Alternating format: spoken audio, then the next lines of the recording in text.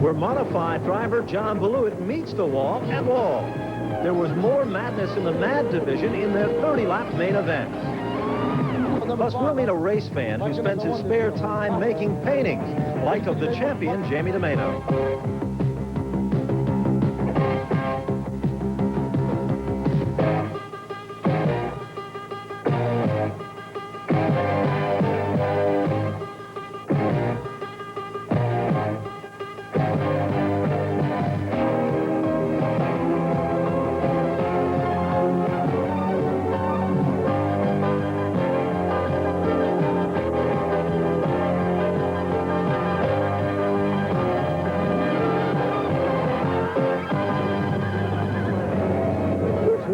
Time for one of the biggest events in fall racing, the Turkey Derby from the Wall Stadium in Belmar, New Jersey. Hello, I'm Ben Dodge, and I welcome you to yet another edition of Race Week. Well, in this edition of Race Week, we're going to be taking a look at one of the fans' favorites, the Turkey Derby from the Wall Stadium in Belmar, New Jersey. Now, what makes this event so spectacular is the fact that it kind of blends together the stars of the NASCAR Winston Modified Tour and the front-running regulars from the Wall Stadium. Combine that with Winston Racing Series hopefuls, and you've got a fall event that just can't be beat. You know, it's hard to believe it's a picture-perfect day here in the northeastern region of the country, and what a great day to go racing. There's a lot of activities going on in the pit area from the Wall Stadium, so let's take a look at the stories behind the scene and the qualifying action for this year's 17th annual Turkey Derby from the Wall Stadium. Like always, the fans came out in full force for this a tradition, the Turkey Derby event. It was a beautiful sunny day, but it was still cold and blustery. But soon, these fans would warm up to the excitement that was about to occur on the racing surface. But there was more excitement in the pit area. This car, the 44, had Danny Sullivan's name on the roof. But it was the Reg who was back behind the wheel of the Metz-powered Mario Fiore number 44. Their day would start off with a little confusion, but hopefully get better later. But for this team, the bent rim would tell the story. Ricky Fuller, who'd attempt to qualify through time, would have a wreck. He'd consult Jamie DeMano, the champion of the Modified Tour, on how to get around this racetrack. But did Ricky take advantage of the advice from Jamie DeMano? This is the first time I've ever seen Wall Stadium. Yesterday in the rain, when I looked at it, reminded me a lot of Westboro Speedway, but so far as the weekend is gone, we're going to get the Turkey Award. I put it in the fence in time trials, and they made some repairs. We were able to time, but way in the back, we're going to start a heat, and we're going to take it from there. I guess there's about 50 cars. There's 10 cars that are running in the 12-second bracket. Prior to me doing the routine, we were one of them, and it's hard to say. It's gonna, the rest of the cars seem pretty well even, so if they're all running side by side, you can't pass anyway. So the whole day is going to be quite an event, I'm sure. Yeah. What type of strategy would you use now going against these guys that are regulars down here, and you know there are only 3 are going to qualify out of these heat races? Stay on the bottom, step on the gas, use whatever tactic I need. I want to qualify for the show. All I got to do is finish in the top 3. We got to figure that we're going to start 5th. Means we've got to get by 2 cars. Well, let's take a look at the qualifying heat action. 15 laps of distance, 3 cars to qualify. Marty Truex driving Ralph Solem's car would be starting right up front. Remember, he was the defending Turkey Derby winner in the competition there. But John Beluit would quickly jump out into the lead. Bob McCurdy would try to run the outside with car number 33, as Rich Stravola would try to keep it nice and low. They battled for that 3rd and final qualifying spot, when suddenly it was McCurdy who'd get out of shape. Robin Vollemar in his maiden voyage in the modifieds would make contact while contending for that final qualifying spot. But it was still John Beluit who drove to the checker to secure the victory. Marty Truex had finished in 2nd over Rich Stravola in 3rd. Round number 2 in the qualifying action saw Eddie Brunholzl to the inside of Doug French. Initially on the start, the two would come together as French would try to run the outside and maintain the number 1 spot for a while. While that battle was going on, Dick Healy had worked his way into 3rd. Not far behind was Rick Senzik with car number 9. 3 cars would be battling among the top positions for the top 3 spots. But it was French who was still holding on when he'd get out of shape and bobble just a bit, as Brunholzl would work the outside. Down the back straightaway, the battle was suddenly for the lead as Eddie Brunholzl would take over position number 1. French would drop back to the number 2 spot as Healy would start to work him over. Senzik was not far behind, but 1 spot away from a qualifying spot. But it was Brunhutzel who would hold on for the checker. Finishing second was Healy over Rick Senzik to finish among the top 3. Round number 3, and the Reg would return, back behind the wheel of Mario Fiore's number 44. This would be the first outing for this group to get back together. And right from the start, the Reg would have a tough go of it. While trying to get some heat in the tires, he would go spinning with car number 44. But on the start, it was Ray Everham with a Ford Probe who'd stand on the throttle and quickly pull away. Reggie Ruggiero was working him over, and Tony Ferrante was not far behind. But just as the Reg was starting to really reel in Ray Everham and put the move on him for position number 1, suddenly there'd develop a problem. The Reg was off the pace. It appeared a suspension problem. As he would try to run the outside, then the car would just drift up. This would give Everham once again a full impressive lead, as the Reg was skillfully trying to hold on. It was Tony Ferrante who had snuck into second. Greg Tomeno had now moved into third, as Reggie Ruggiero was forced to go to the pit area and have to make it through the consolation event. From the back of the console, remember this was qualifying heat number 3. The battle then became a battle for the 3rd and final qualifying spot. Ray Everham held on to the lead and set the pace to the checker. Tony Ferrante would finish impressively in second. But what about the battle for 3rd? It became a scorcher right to the wire. This was it. Even though that they were all crossed up and messed up, they were still battling for the final qualifying spot. And Greg Tomato came back across by inches to take down the final qualifying position. And the fans really seemed to like that impressive finish in round number 3. The 4th qualifying event saw Harry Reid starting right up front with Steve Berg to the outside. Initially, things got crossed up, but in turns 1 and 2 was where the real action was. Chris Young got bounced around by Ed Kennedy and would tag the wall with car number 49. Back up front, initial restart saw the number 70 of Steve Berg get out of shape once again, bouncing off the front straightaway wall with a left front tire soft in the automobile. Ed Kennedy was trying to work his way by to maintain the 3rd and final qualifying spot when Ron Levesque would go spinning with car number 35. Berg would head back to the pit area with car number 70. But on the restart, it was Harry Reid and Bob Park who were duking it out for position number 1. Park was not going to let Ricky Fuller have any racing room on the bottom, as he'd run aggressively to the outside and look for position number 1. It was Bob Park, the crafty veteran, who was working the outside lane well, as Ricky Fuller was working him over on the racing surface itself. It was still Reid in command, and Bobby Park was right there in second, and Ricky Fuller was not far behind, as those would be the top 3 out of round number 4. But back in the pit area, Reggie Ruggiero and his crew were trying to put the front end back together on car number 44. Yeah, we didn't qualify very good in time trials. We missed the last practice and had to go out with stickers, and we didn't really have the right setup. And we were running good in heat race, and the front lower A-frame just separated and didn't finish that. So now we got to probably run last in the consi, see what happens. What would make the lower A-frame break like that? Is the track that rough out there?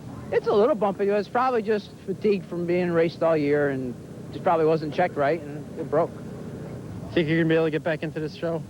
Well, it's going to take a lot of luck to get in this show today, because starting last, it probably only takes 3 cars out of the consi, and we'll probably start 30th or somewhere, so it's like a feature for 15 laps. Can it be done? Oh, yeah, we could do it. The first of 2 consolation events saw Brian Skaltrup starting right up front and Mickey Kessler to the outside. Initially in the start, it was Skaltrup who was setting the pace out in front. Bobby G was giving him a good run for the money, but Skaltrup was holding off the pressures as now Robin Bullimar would run to the outside at the checker. It was Skaltrup over Bullimar, and finishing in the 3rd spot was Mickey Kessler. Final consolation event and final chance to qualify. Joe Merlino would be starting right up front, and George Ross to the outside of the front row. The Reg would have a long way to go if he wanted to qualify in this one.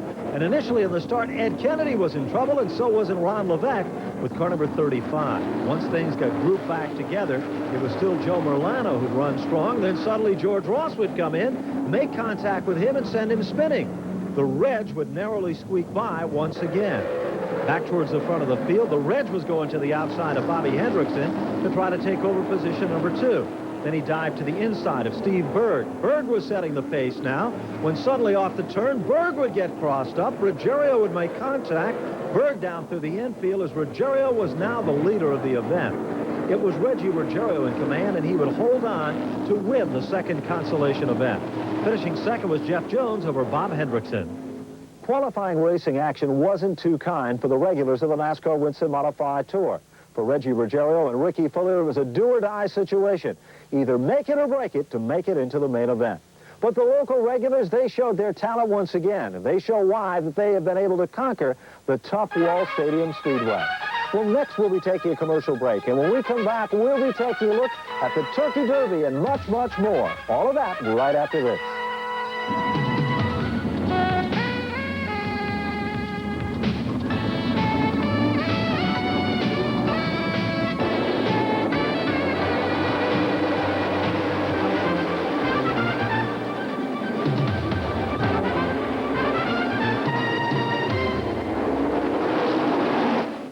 Race car driver Tom Bowles of Bowles Jeep Eagle.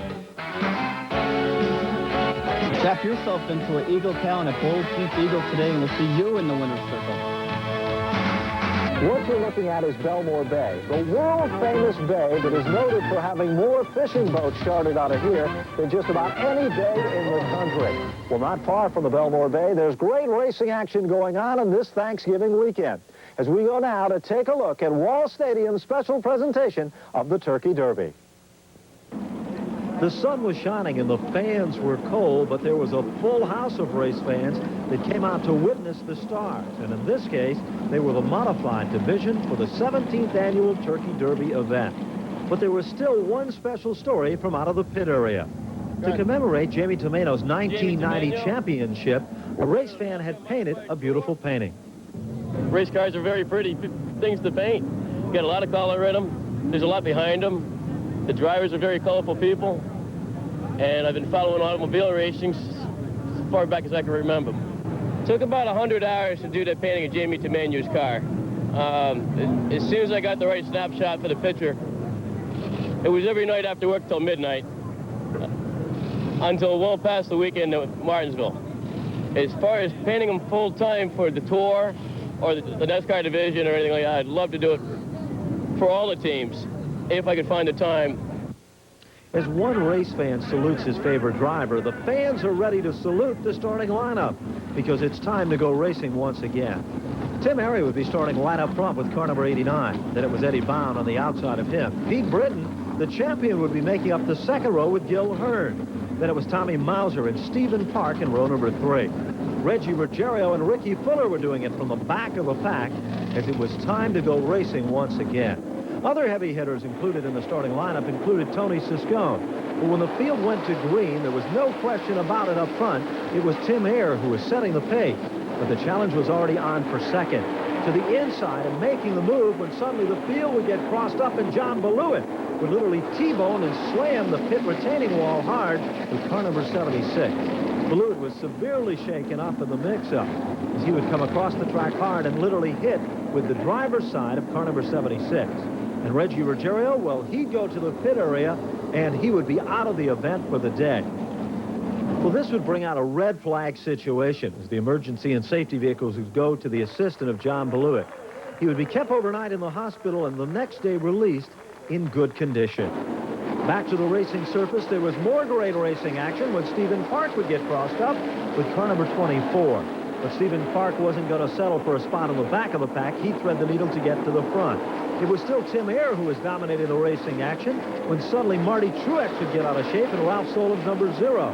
Truex would lose a few spots, but then work his way to contend back towards the front of the field. Then it was Jeff Jones and Greg Tomeno who'd lock horns coming off the 4th turn, and that would bring out yet another caution, sending a lot of the cars scrambling as they'd be ready to regroup for the competition here. Tim Harry was the man still dominating the racing action on the restart as Pete Brittany would move to the inside of Eddie Bond. The battle was still on as Tom Mauser would work his way and take over the 3rd spot.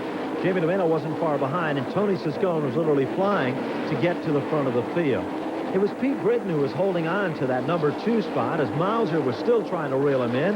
Jamie Tomeno was looking for that one move that would put him as a factor to get to the front of the field.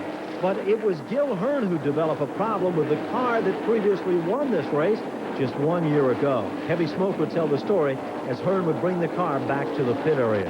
But back up front, the real battle was still going on. It was Mauser to the inside of Britton. Britton would still try to hold on to the spot. Then suddenly Mauser would make contact. Britton would get out of shape, do a great job of correcting the automobile, as Mauser would still maintain position number 2. Britton would lose several positions on the racetrack, as now the challenge was on with Ken Woolley, who had worked the outside lane with Lenny Boyd. Mauser had cut a tire with car number 45, going down through the center of the infield. His day was not as impressive as suddenly it has started. Then Tony Siscone, while contending up front, would go around with car number 14 after cutting a tire. This would bring out yet another caution as Siscone would quickly head to the pit area. Siscone would look for a fresh rear tire to put him back into the thick of things. While the racing track crew was cleaning up the racing surface, from out of the pit area, the leaders would fly by, and Tony Siscone would have to wait, putting him 1 lap down in the competition here. Siscone was unaware of the factor. Then it was Lenny Boyd and Jamie DeMano who were working their way to contend up front for position number 2. Boyd had now taken over the number 2 spot. DeMano was setting in 3rd, and Siscone was coming to the front like the old hot knife through butter. He was definitely on a roll, and Bobby Park was looking strong. Ken Woolley would get a little bit out of shape. Some suspension damage would tell the story on car number 40, as Woolley was having a tough day while contending right up front. This would bring out yet another caution in the competition here. And with the caution, things got tightened back up once again. It was Tim Ayer who was still trying to hold on to the number 1 spot. But Lenny Boyd had reeled him in and was looking for some racing room on the bottom. Ayer was still trying to hold on the outside, but Boyd made it look so impressive as he easily took over position number 1. It was Tim Ayer who now had to settle for 2nd. But Tony Siscone was the car that was flying to the front of the field, as Jamie Jet Tomeno had now worked his way to contend for the 3rd spot. Siscone was on a roll. He was 1 lap down, but no one had told him of the matter. And Tony Ferrante, well, he was flying too, heading to the front of the pack with car number 31. There was no question about it. Tomeno had his hands full as he was trying to hold off the heavy pressure being applied here. Then it was car number 24, Stephen Park, who developed a mechanical problem, and he would drop out of the competition here. Then it was Marty Truex who would go around with car number 0, while contending among the top cars once again. Truex would regroup it and put it back towards the front of the field. But it was Tony Siscone who'd worked the outside lane to put the pressure on Lenny Boyd. Time was starting to run out, and what a battle it was for position number 1. Siscone was now the number 1 car on the racetrack, but he was not the leader of the event. The white flag was out. Siscone was 1 lap down, and it was Lenny Boyd who was dominating the racing action right up front. It was Boyd who was looking for victory as he would come off the turn and head to the winner's circle. It was Lenny Boyd who'd take down this prestigious event. Tony Ferrante in for an impressive and great run for 2nd over Tony Siscone, Tim Ayer, and a great run for Bobby Park. You know, I held my breath about 4 times in that race and came out and came through it lucky. So, you know, missing the accidents was everything today. And there was about 4 big ones right in front of me. So just picked my way through and kept all the wheels pointing the same way. What were you thinking when you seen Tony Siscone coming up behind you? Do you think that he was getting you for the lead? Well, I remembered that he went in the pits, and I was pretty sure he was a lap down. But I'll tell you, that makes you think. That makes you do some real hard thinking. But he was pushing me all the way down the straightaway. There was no way I could have held him off. So even if he was in the lead lap, he deserved to win. But it's a shame he was down a lap. He was the fastest car. But he had, I guess, fresher tires than I did at the end, and he was a lot faster, but he wasn't on the lead lap, obviously, so it didn't work. I closed Lenny right down. When I got into 2nd place, or what I thought was 2nd, Lenny was a straightaway ahead, and in 10 laps I was on his bumper. I just showed him what I had, and he was a gentleman, gave me some room, but I thought I was going for the win, you know. Then we just pulled away from him, and obviously he won, and we ended up 3rd. Did you have any idea how much time you had left at the end of the race? How many laps were left? Yeah, my radio man, when I came back after the blowout and fell into the rear of the field, you know, he told me there was about 35 laps, 40 laps left. So I had some idea. Then, of course, 5 to go came, and, you know, I was out in front, I thought. Congratulations goes out to Tony Siscone. Remember, a year ago, he didn't even qualify for this event. And he, by far, is one of the winningest drivers ever to touch the pavement at the Wall Stadium. This year's Turkey Derby event almost looked like it would be a shoo-in, as he had worked his way from the back of the pack to head to the front.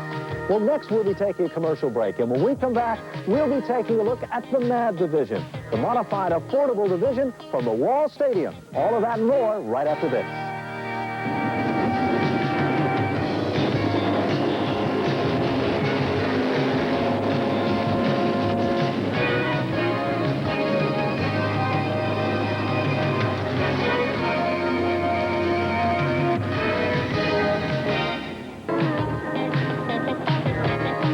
Welcome back to Race Week. Well, now it's time to take a look at the modified affordable division from the Wall Stadium.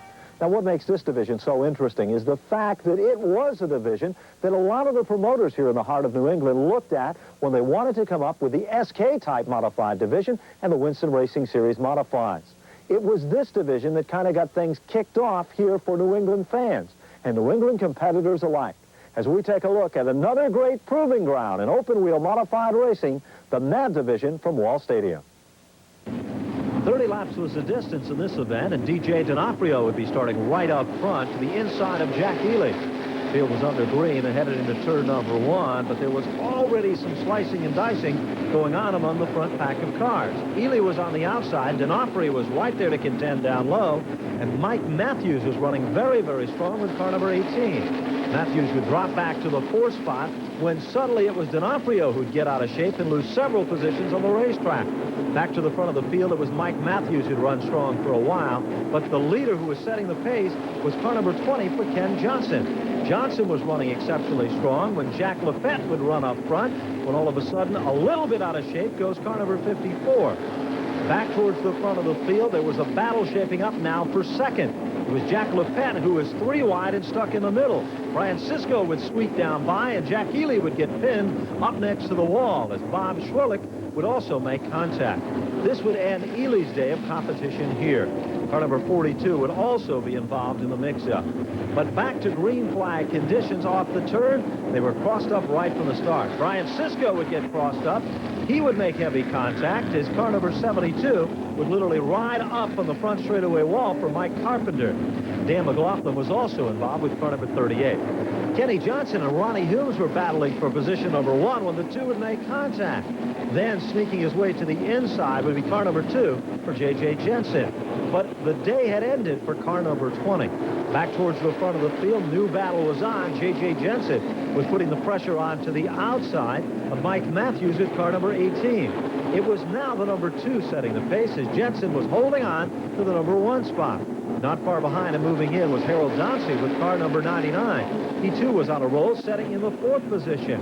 As the lead pack of cars was coming back to the line, suddenly there'd be a caution. This would tighten things back up as car number 70, Jack Lafette, would literally hit the leader at that point in the event. Matty Rico was now contending for the number 2 spot with car number 11. Rico had worked his way to contend and was among the top cars in the competition here. But out in front, it was J.J. Jensen who was holding on, and he'd secure the victory. Matty Rico would finish in 2nd, Harold Dauncey was 3rd, Jack Lafette was 4th, and Bob Schwerlich would finish among the top 5. The final race event in the northeastern region of the country is now history, and soon it'll be time to think about opening up a race facility instead of closing one down here in the heart of New England. With the winter months ahead, we'd like to hear from you, the avid watchers of Race Week. How about dropping us a line to Start-Finish Production, Box 2124, Vernon, Connecticut, 06066. On the next edition of Race Week, we're going to be visiting the shop of Magic Shoes Mike McLaughlin, as we'll be taking a look at the McLaughlin Gricci Racing Enterprises shop in Granby, Connecticut. In addition to that, we'll look back at how this man became a champion and discuss his plans for perhaps even a Winston Cup effort in 1991. All of that and more will be coming at you on the next edition of Race Week. Until then, we say take care. We'll see you again next time for the best in motorsports coverage, only right here with us on Race Week. Bye-bye now.